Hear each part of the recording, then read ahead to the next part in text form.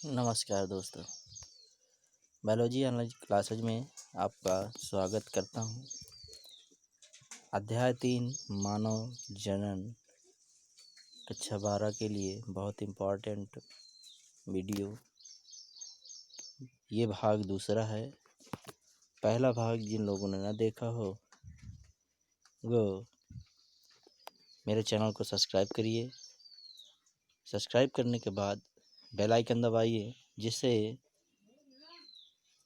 मैं per day video upload करता हूं। आप लोगों को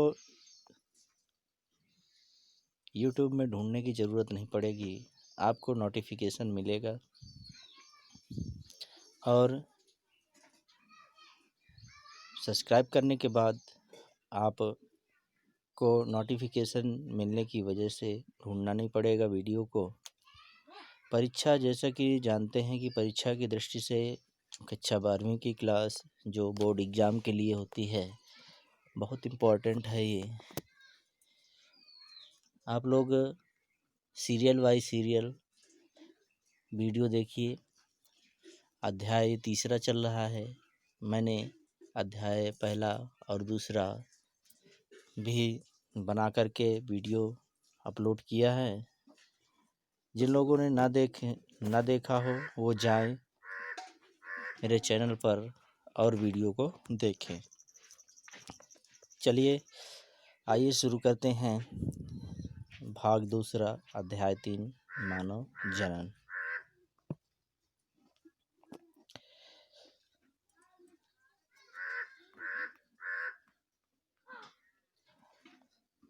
कल हमने पढ़ा था कि लैंगिक जनन में या मानव में होने वाले जो जनन हैं वो कैसे कैसे आगे की ओर बढ़ रहा है, कैसे एक पीढ़ी से दूसरी पीढ़ी में उनके संतानों के लक्षण जाते हैं। उसी के पर्पज में कल युग्मनज तक हमने पढ़ा था। आज युग्मनज के आगे, जाइगोट के आगे देखते हैं विदलन है, क्लीवेज। युग्मनज में होने वाले विशिष्ट प्रकार के, किसमें? युग्मनज में होने वाला जो एक विशिष्ट प्रकार का विभाजन है, जिसे हम क्या कहते हैं? समसूत्री विभाजन। समसूत्री विभाजन होता है, उसी को हम विदलन या क्लीवेज कहते हैं। ठीक दोस्तों, इसके फलस्वरूप युग्मनज क्रमशः अब विदलन होने के बाद युग्मनज मोरूला, कोरकपुटी और गैस्ट्रुला, इन चीज़ों में बदल जाता है। फिर से सुनिए, युग्मनज जाइगोट बनता है। जाइगोट बनने के बाद जैसे ही सेक्सुअल रिप्रोडक्शन में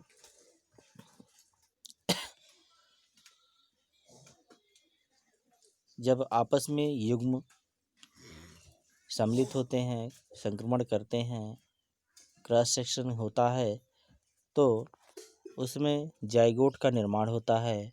और जाइगोट बनने के बाद या युग्मनज बनने के बाद उसमें समसूत्री विभाजन, आप लोगों ने विभाजन देखे होंगे, 3 प्रकार के विभाजन होते हैं: सूत्री विभाजन, समसूत्री विभाजन और अर्धसूत्री विभाजन। 3 प्रकार के विभाजन होते हैं। तो इसमें समसूत्री विभाजन होता है युग्मनज में, और विभाजन होने के फलस्वरूप बाद मोरूला, कोरकपुटी और गैस्ट्रुला में बदल जाता है। 3 भागों में ये बदल जाता है, ध्यान रखिएगा, बहुत इम्पोर्टेंट है। नेक्स्ट में आते हैं हम अंतररोपण, इम्प्लानेशन। अब अंतररोपण क्या है? अंतररोपण का आशय यहाँ से है कि जब मादा के अंदर युग्मनज का निर्माण होता है और युग्मनज के निर्माण के बाद मोरूला, कोरकपुटिया और गैस्ट्रुला बनते हैं, फिर भ्रूण का निर्माण होता है, एम्ब्रायो का निर्माण होता है। तो भ्रूण का मादा के गर्भाशय की आंतरिक दीवार से चिपकने की क्रिया, ठीक है दोस्तों, भ्रूण मादा के गर्भाशय की आंतरिक दीवार, कैसी दीवार, आंतरिक दीवार पर क्या करते हैं, ये चिपक जाते हैं। ठीक है, और ये जो चिपकने की क्रिया है वो अंतरोपण या इम्प्लानेशन कहलाती है। ठीक दोस्तों, नेक्स्ट में आते हैं गर्भाशय, गर्भावधि। गर्भावधि जैसा कि आपको नाम से ही प्रतीत होता है, गर्भावधि या गेस्टेशन पीरियड, गेस्टेशन पीरियड है ना। गर्भावधि निषेचन से लेकर, किसे, निषेचन से लेकर के प्रसव तक की समयावधि को गर्भावधि कहते हैं। मतलब ये है कि निषेचन से लेकर के सेक्सुअल क्रिया करने से लेकर के लास्ट में जब प्रसव तक की अवधि जो होती है उसे हम गर्भावधि कहते हैं। मनुष्य में यह 270 दिन की होती है। कितनी, 270 दिन की और 9 माह की। ठीक है, 217 दिन यानी 9 माह की होती है। अब ये पीरियड क्या है, और सॉरी प्रसव क्या है, पार्चुरेशन क्या है, ये बच्चे के जन्म की क्रिया क्या कहलाती है, प्रसव कहलाती है। ठीक है, मनुष्य में नर अपनी पूरी जिंदगी में, मनुष्य में नर अपनी पूरी जिंदगी में शुक्राणुओं का निर्माण करता है, परंतु मादा में अंडाणुओं का निर्माण की प्रक्रिया कितने वर्ष तक होती है, 50 वर्ष तक। मनुष्य जो है मेल क्या करता है, वो अपनी लाइफ, जितनी भी लाइफ है उस लाइफ में निरंतर शुक्राणुओं का निर्माण करता है, लेकिन जो मादा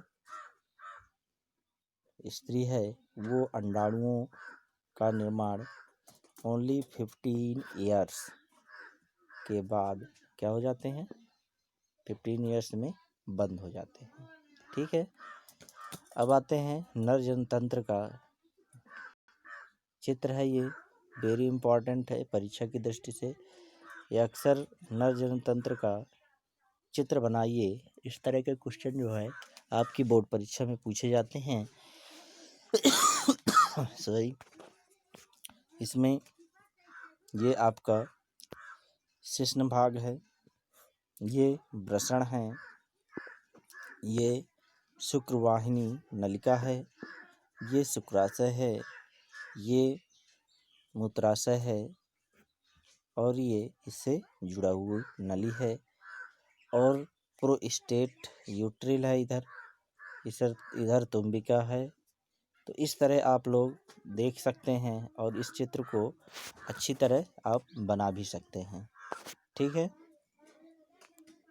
बना करके इसका 1 बार 2 बार 4 बार रफ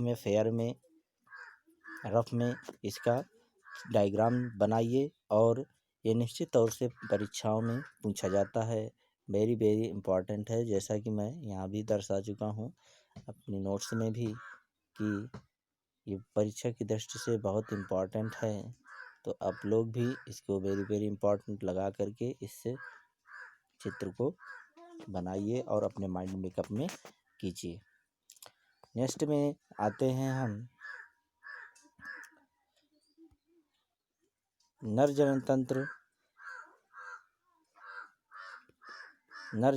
में विभिन्न अंग पाए जाते हैं। अब देखिए नर जननतंत्र में कौन कौन से अंग पाए जाते हैं, जैसा कि आपने चित्र में देखा था उसमें कौन कौन से अंग थे। 3 भागों में बांटा गया है इसको। प्राथमिक जनन अंग, इससे पहले भी मैं जो पहली वीडियो है उसमें भी बता चुका हूँ। इसमें 3 अंग हैं, प्राथमिक जनन अंग, सहायक जनन अंग और सहायक जनन ग्रंथियाँ। सहायक जनन अंग में वृषण आते हैं। सहायक जनन अंग, प्राथमिक जनन अंग में वृषण आते हैं। सहायक जनन अंग में शुक्रवाहिनी, शिश्न और शुक्राशय। सहायक जनन ग्रंथियाँ प्रोस्टेट ग्रंथियाँ होती हैं और काउपस ग्रंथियाँ। 2 प्रकार की ग्रंथियाँ पाई जाती हैं नर जनन तंत्र में, जो जनन क्रिया में सहायता करती हैं। तो पहला है प्राथमिक जननांग वृषण। वृषण आखिरकार क्या होता है, इसके बारे में जानते हैं। मनुष्य में एक जोड़ी हल्के गुलाबी रंग के वृषण उदर गुहा से वृषण कोश में पाए जाते हैं। कहाँ पाए जाते हैं? एक जोड़ी हल्के गुलाबी रंग के, रंग कैसा होता है इनका? गुलाबी होता है, और ये उदर गुहा से वृषण कोश के पास पाए जाते हैं। वृषण उदर गुहा के वृषण कोश के पास पाए जाते हैं। उदर गुहा का ताप बाहर के ताप से, जो बाहरी ताप होता है, एक्सटर्नल ताप होता है, तो इंटरनल ताप से 3 डिग्री सेंटीग्रेड, 2 से 3 डिग्री सेंटीग्रेड क्या होता है, ये अधिक होता है, जो क्या करता है, शुक्राणु परिपक्वन के लिए प्रतिकूल होता है। ठीक है, जब तक ये बाहरी वातावरण से, इसका वातावरण 2 से 3 डिग्री सेंटीग्रेड अधिक नहीं होगा, तब तक ये शुक्राणु का परिपक्वन वहाँ नहीं हो सकता, या शुक्राणु वहाँ परिपक्व नहीं हो सकते हैं। ठीक है, तो उसके लिए बाहरी वातावरण से जो है आंतरिक वातावरण का जो ताप है वो 2 से 3 सेंटीग्रेड, जो जहाँ पर शुक्राणु रखे हुए हैं वहाँ का होना चाहिए, अधिक होना चाहिए। ठीक है, अब वृषण की आंतरिक संरचना के बारे में देखते हैं। वृषण के चारों ओर 2 आवरण पाए जाते हैं। ठीक है, वृषण के चारों ओर कितने आवरण पाए जाते हैं? 2 प्रकार के। पहला है ट्यूनिक बेजाइनिस और बेजाइनेलिस, और दूसरा है ट्यूनिक एल्ब्यूजिनिया। ठीक है, ट्यूनिका बेजाइनेलिस और ट्यूनिका एल्ब्यूजिनिया। ठीक दोस्तों, ये 2 प्रकार के आवरण पाए जाते हैं, बस इससे अधिक नहीं वृषण में पूछा जाता। नेक्स्ट में आते हैं द्वितीय या सहायक जनन अंग में। द्वितीय सहायक जनन अंग, जैसा कि आप लोगों को पहले ही बता चुके हैं कि इसमें शुक्राशय, शुक्रवाहिनियाँ और शिश्न आदि आते हैं। लिखा भी है कि द्वितीय सहायक जनन अंग के अंतर्गत शुक्राशय है, उस शुक्राणु हैं और वाहिनियाँ हैं और शुक्राशय है और शिश्न है, 4 पाए जाते हैं। सहायक नलिकाओं के प्रत्येक पाले में 2 से 3 शुक्रजन नलिकाएं व संयोजी ऊतक भरा होता है। ठीक दोस्तों, जहाँ पर ये चीज़ें होती हैं, शुक्राशय वगैरह पाए जाते हैं वृषण के अंदर, तो वहाँ पर क्या होता है, ये संयोजी ऊतक उसमें भरा होता है। जी दोस्तों, बहुत इम्पॉर्टेंट है। कौन सा ऊतक भरा होता है? संयोजी ऊतक। ठीक है, और आप लोग जानते भी होंगे जो ब्लड है हमारा, ये भी एक प्रकार का संयोजी ऊतक होता है। ये संयोजी ऊतक को अंतराली ऊतक भी कहते हैं। क्या कहते हैं? अंतराली ऊतक। और इसकी कोशिकाओं को अंतराली कोशिका या लेडिंग सेल्स भी कहते हैं। ठीक, पहला तो संयोजी ऊतक को अंतराली ऊतक भी कहते हैं, और अंतराली ये कोशिकाओं से संबंधित होता है, तो इसको जो है अंतराली कोशिका भी कहते हैं, और यह इसी को लेडिंग सेल्स भी कहते हैं। ये नर हार्मोन्स एस्ट्रोजेंस का स्राव करता है। किसका? एंड्रोजेंस का, एंड्रोजन का स्राव होता है। किसमें? वृषण के अंदर, जहाँ पर शुक्राशय और शुक्रवाहिनियाँ होती हैं। ये नर हार्मोन्स कहलाता है, जिसका नाम है एंड्रोजेंस। ठीक है दोस्तों, नेक्स्ट में आते हैं, इनके कुछ कार्य होते हैं। पहला कार्य क्या है? किसके कार्य? द्वितीयक सहायक अंग जनन के कार्य। यह पहला है, यह द्वितीयक लैंगिक लक्षणों का जनन अंगों का विकास करता है। पहला क्या करता है? ये द्वितीयक लैंगिक लक्षणों के जनन अंगों का विकास करता है। दूसरा है, यह द्वितीयक सहायक लैंगिक जनन अंगों का निर्माण करता है। क्या करता है? निर्माण। सॉरी, यहाँ छूट गया थोड़ा सा, तो यहाँ आप लिख सकते हैं जनन अंगों का निर्माण करते हैं, निर्माण करता है। ठीक है, तो दोनों चीज़ें करता है। पहला तो ये जनन अंगों का विकास भी करता है, और दूसरा जो है जनन अंगों का निर्माण भी करता है। तीसरा अगले नेक्स्ट वीडियो में आपको प्रोवाइड करवाएंगे, तो आप लोग पढ़िए, स्वस्थ रहिए, मस्त रहिए, और वीडियो को पर डे देखिए, और अपनी पढ़ाई निरंतर जारी रखिए। नमस्कार दोस्तों।